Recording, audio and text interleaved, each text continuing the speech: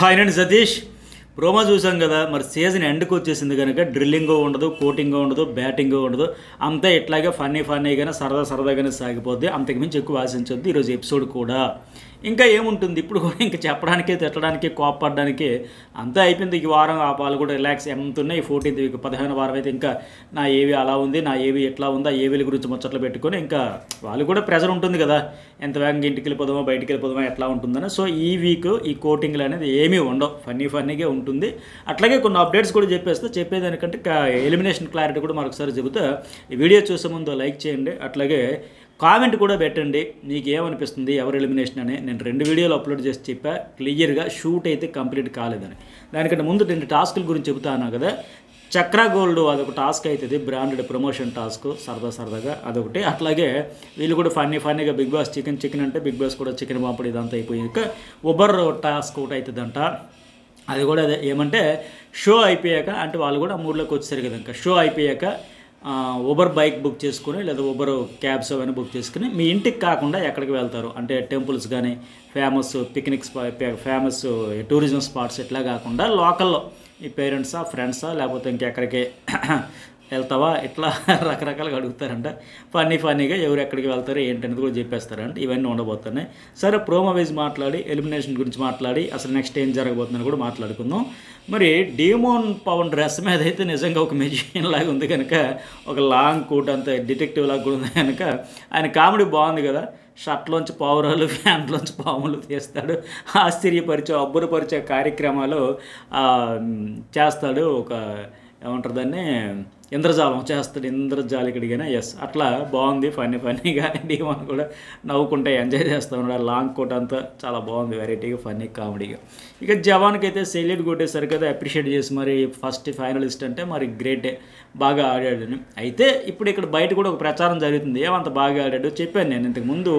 ఇదే జర్నలిస్ట్ సర్వీస్లో ఒక వీడియో అప్లోడ్ చేసేటప్పుడు పిఆర్ 2 వైపులు కూడా గట్టిగా తీవ్రంగా ఇక్కడ హౌస్లో ఏమంటే ట్విస్ట్, హౌస్లో తనూజ కళ్యాణ్ ఫ్రెండ్స్ ఒక మంచి పాజిటివ్ వైబ్ ఉంది, ఒకరి కోసం ఒకరు అన్నట్టు ఉన్నారు.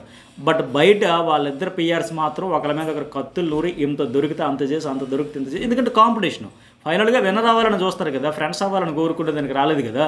టైటిల్ గెలవడానికి వచ్చారు కనుక తనూజ పిఆర్, తనూజని ఫుల్ హైప్ ఇస్తారు.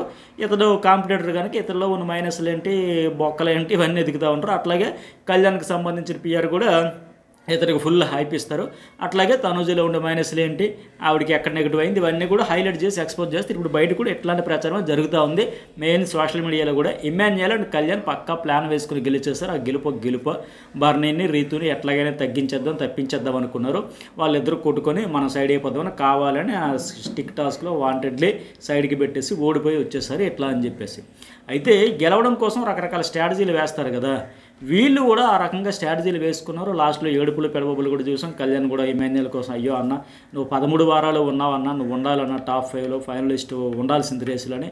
అట్లాగే ఆయన కూడా ఫీల్ అయ్యాడు, బాధపడ్డాడు. అయితే వీళ్ళకి అర్థం కానిది ఏంటంటే ఈ స్ట్రాటజీల వల్ల వీళ్ళకి వచ్చేది ఏంటి, ఇద్దరు 13 వారాలు ఉన్నారు, వచ్చిన ఫీడ్బ్యాక్ని బట్టి చూసుకునే సార్ అయితే బాగానే ఉంటుంది, మనకి ఖచ్చితంగా ఆడుకుందాం అనుకుని వెళ్ళిపోయి ఉండాల్సింది. ఇప్పుడు దీనివల్ల ఇట్లాంటివన్నీ బయట చాలామందికి డిస్కషన్కి చాయిస్ ఇచ్చినట్టుగా, పాయింట్స్ ఇచ్చినట్టే కదా. ఇప్పుడు వాంటెడ్లు ఏంటి, మెయిన్ అజెండా బర్నీని తప్పించాలి, బర్నీని ఎట్లాగైనా ఓడించి తప్పించి పంపించేయాలి. మనం గెలవాలని ఆడుకోలే, అందువల్ల ఇప్పుడు మరి అది నెగిటివ్ వస్తుంది, మైనస్ అవుతుంది కళ్యాణ్కి ఇమాన్యుయల్కి. టాపిక్లో తప్పేలే, ఎందుకంటే వాళ్ళు ఫస్ట్ నుంచి అయితే ఇమాన్యుయల్ నువ్వు ఎట్లాగైనా గెలవాలి, లేదా కళ్యాణ్ నువ్వు ఎలాగైనా గెలవాలనుకోలే, అలాగుంటే బాగుండే. బర్నీని తప్పించడం ఎట్లా, అందుకోసమే రీతు చౌదరికి బర్నీకి టాస్క్ పెట్టద్దాం, వాళ్ళిద్దరు కొట్టుకుని ఒకరు బయటకు పోతారు, ఆ తర్వాత మనం చూసుకుందాం అని ఇట్లా వేయడం వల్ల దీనివల్ల ఆడియన్స్లో నెగిటివిటీ మైనస్ తప్ప పాజిటివ్ వస్తుందా, లాభం ఉంటుందా? పైగా వీళ్ళిద్దరూ అసలు ఎటు టాప్ 5 కంటెస్టెంట్లే. ఆ ఇమాన్యుయల్కి ఇంకెలా చెప్పాలో అర్థం కాలే.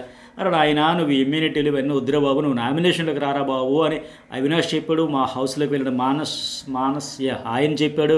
ఇంకా చాలామంది చెబుతూ ఉన్నా సరే అతనికి అర్థం కాక ఇంకా నాకు ఇమ్యూనిటీ కావాలంటే ఉన్నది పోయే ఉంచుకున్నది పోయే అనే పరిస్థితి వస్తుంది. ఇంకా దీనివల్ల ఈ నెగిటివ్స్ మైనస్ తప్ప.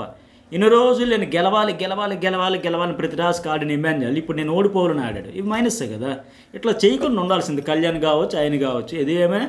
మరి ఎందుకంటే అక్కడ తర్వాత ఇమాన్యుయల్ సంజన బాల్స్ చేతితో తీయాలి. ఆ రోజు చాలామంది లైవ్లో కూడా ఇమాన్యుయల్ వదిలేసాడంటే నేను కూడా అన్న, నేనైతే అది నోటీస్ చేయలేదు. మీరు చూస్తే ఖచ్చితంగా కామెంట్ పెట్టండి. ఆ బిట్ నేను వీడియో చేసే టైంలో జస్ట్ సంథింగ్ ఏదో ఫోన్ మాట్లాడి ఇప్పుడు మిస్ అయ్యి ఉంటుందో ఒక బిట్ని ఎగ్జాక్ట్ క్లియర్గా వదిలేసాడు కదా. బట్ నా బాడీకి చుట్టుకుంది, నడుముకి చుట్టుకుంది, బాడీకి చుట్టుకుంది, నడుముకి చుట్టుకుంది, ఒంటికి పట్టుకుంది, ఇవి కాదు, చేతితో పట్టుకోవాలన్నారు కనుక అది తప్పే. అది తెలియకుండా చేసినా అనుకోకుండా జరిగిపోయినా సరే తప్పే కదా. సో అక్కడ ఆయన ఓడిపోయి ఉంటే మొత్తం గేమ్ చేంజ్ అయ్యేది. సంజనా గెలిచి ఉండేది, గేమ్ మరొకలాగా టర్న్స్ అనేది తిరిగేది. ఒక స్ట్రాంగ్ ప్లేయర్ కాంపిటేటర్ తప్పుకోవడం వల్ల నెక్స్ట్ లెవెల్ వచ్చేది, మొత్తం సినారియో మారిపోయేది. అది ఎక్కడి వరకు ఎఫెక్ట్ అయ్యేది, ఈ టికెట్ ఫినాలే కాదు, వచ్చే వారం నామినేషన్లు రీతుకు కూడా బాధేస్తారు. 14th వీక్ ఖచ్చితంగా అందరికీ ఆర్గ్యుమెంట్స్ అన్నీ పెట్టేస్తాడు. ఇక ఆయాసం అంతా దించకుండా ఆయాసం అంతా కక్కేయండి అంటాడు. అంతా అయిపోయిన తర్వాత అమ్మయ్య అని కూలబడ్డాక అందరూ నామినేషన్ అంటాడు బిగ్ బాస్. కానీ ఇక్కడ ఇమాన్యుయల్కి ఏంటంటే నీ ఫెయిల్యూర్ వల్ల నువ్వు అక్కడ ఎవరు సంచాలకులుగా చేసిన రీతు చౌదరి నువ్వు చూసుకోకపోవడం వల్ల ఆ గేమ్ మొత్తం పాడైపోయింది, ఆయన అప్పుడు అయిపోయి ఉంటే మొత్తం వేరే చేంజ్ అవ్వాల్సిందే అని చెప్పి ఆమెనైతే నామినేషన్ చేసేస్తారు. కానీ ఆమె హౌస్లో ఉండదు కదా, ఉండదు. ఎందుకంటే ఈ వారం ఎలిమినేషన్ అయితే కన్ఫర్మ్.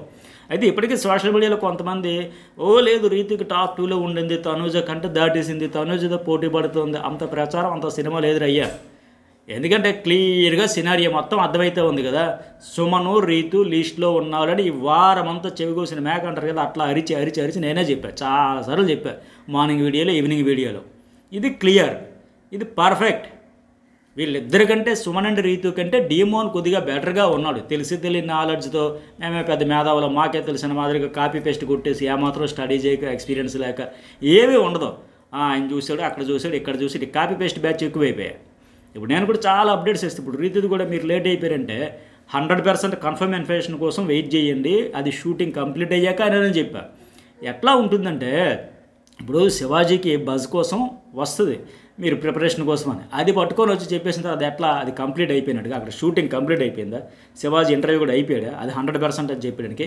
ఇప్పుడు ఇవాళ సండే ఎపిసోడ్కి సంబంధించి షూటింగ్ అంతా కంప్లీట్ అయ్యి 6:30 టైంకి మనకు అప్డేట్ వస్తే ఆ తర్వాత అక్కడ నుంచి శివాజీ దగ్గరికి పర్సన్ వెళ్తారు చూడండి, ఎవరు ఎలిమినేట్ అయితే. అది ఇక్కడ షూట్ కంప్లీట్ అయితేనే కదా అక్కడికి వెళ్ళి కన్ఫర్మ్ చేసేది.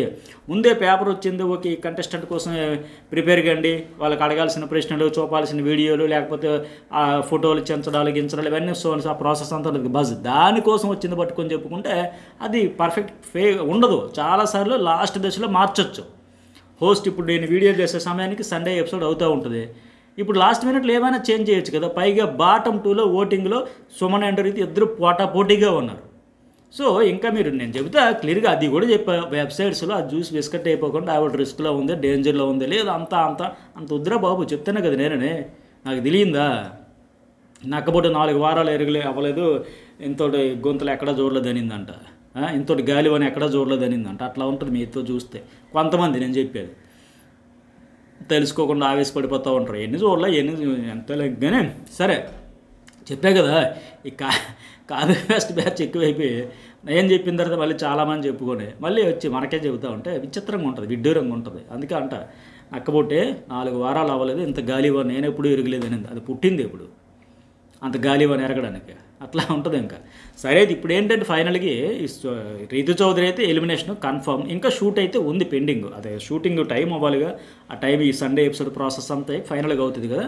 ఆ తర్వాత ఏంటంటే సుమన్ కూడా రిస్క్లోనే ఉన్నాడు. వాస్తవానికి డబుల్ ఎలిమినేషన్ కూడా అనుకున్నారు, అదే జరిగి ఉంటే సుమన్ రీతి ఇద్దరు అవుట్ అయిపోయే పరిస్థితి ఉండేది. బట్ ప్రస్తుతానికి రీతు. ఇక సరే ఇమాన్యుయల్కి అయితే జిల్లా పరిషత్ హై స్కూల్ అయితే రచ్చరంబోలో చేస్తాడు కదా, నిజంగా ఫ్యాంటాస్టిక్ టాస్క్, మ్యాథ్స్ టాస్క్లో మాటికి జిల్లా పరిషత్ చాలా ఫన్నీగా ఇంట్రెస్ట్గా అనిపించింది. జిల్లా పరిషత్ సత్తా చాటాడు, చాలామంది మన వాళ్ళు కూడా పెట్టారు. నేను కూడా జిల్లా పరిషత్ అండి, ఇప్పుడు విదేశాల్లో సెటిల్ అయ్యాము, కెనడాలో, యూఎస్లో, ఇంకా చాలా ప్రాంతాల్లో అని. అది నిజంగా అప్పట్లో క్వాలిటీ ఎడ్యుకేషను జిల్లా పరిషత్ అంటే నిజంగా సాధించారు, చాలా వరకు ఎదిగారు. సరే ఇక నెక్స్ట్ 14th వీక్ సాటర్డే ఒకరిని పంపేస్తారు. ఇప్పుడు యాక్చువల్గా డబుల్ ఎలిమినేషన్ అనుకున్నారు, మరి ఇప్పుడు సింగిల్ రీతో అవుట్ అయితే 14th వీక్ శనివారం ఒకరిని పంపేసాక ఫినాలే వీక్ మధ్యలో శ్రీసత్యని పంపారు చూడండి సీజన్ 6లో, అట్లా ఫినాలే వీక్ మిడ్ వీక్ అది కూడా మధ్యలో ఒకరిని ఎలిమినేట్ చేయొచ్చు. అయితే సుమన్ శెట్టి వచ్చే వారం పక్కా, నో డౌట్, ఈ వారం తప్పితే వచ్చే వారం పక్కా. ఇంకా ఇమాన్యుయల్, తనుజ, కళ్యాణ్ టాప్ 3 పక్కా. ఈ నలుగురిని ఎట్లా పక్కన పెడితే మిగతా వాళ్ళలో సంజన, భరణి, డీమోన్, ఈ ముగ్గురులో టాప్ 2లో ఇద్దరు ఎవరు ఉంటారు? కళ్యాణ్, తనూజ, ఇమాన్యుల్తో పాటు ఈ ముగ్గురులో సంజన, భరణి, డీమోన్లో ఇద్దరికి ఛాన్స్ ఉంది. ఆ ఇద్దరు ఎవరు? వచ్చే వారం సుమన్ శెట్టితో పాటు బయటికి వెళ్ళేది ఎవరు? సంజన వెళ్తుందా, డీమోన్ వెళ్తాడా, భరణి వెళ్తాడా? ఎందుకంటే ఇప్పుడు డీమోన్కి రీతో అవుట్ అయిపోయిన తర్వాత డీమోన్కి ఆవిడ ఓట్లు షేర్ అవుతాయి. అతను పర్వాలేదు అనిపించుకోవట్లేదు. భరణికి సింపతి వర్కౌట్ అయింది. ఇక సంజన, ఈ ముగ్గురు మధ్య కూడా చాలా టఫ్ ఉండబోతుందని అర్థమవుతుంది. ఎందుకంటే ఇక తర్వాత ఇంకా ఇమాన్యుల్ కూడా నామినేషన్లో ఉంటాడు కనుక సంజనకు ఓట్లు షేర్ అవ్వవు. ఇక భరణికి సుమన్ శెట్టి ఉంటాడు కనుక వాళ్ళకి అవ్వదు. సో చాలా టఫ్ ఉండబోతుంది. మరి దానికి సంబంధించి ట్విస్ట్ ఏంటి, ఎప్పుడు ఎట్లా ఉంటుందో వీడియో షేర్ చేస్తాం. మరి మీకేమనిపిస్తుంది కామెంట్ పెట్టండి, లైక్ చేయండి. షూట్ కంప్లీట్ అయిపోయిన వెంటనే సింగిల్ ఎలిమినేషనే రీతుయే, ఇంకా ఏమైనా అప్డేట్స్ ఉన్నాయి అనేది కంప్లీట్గా నేను చెబుతా. షూట్ అయితే ఇప్పటికీ అవ్వలేదు. ఓకే.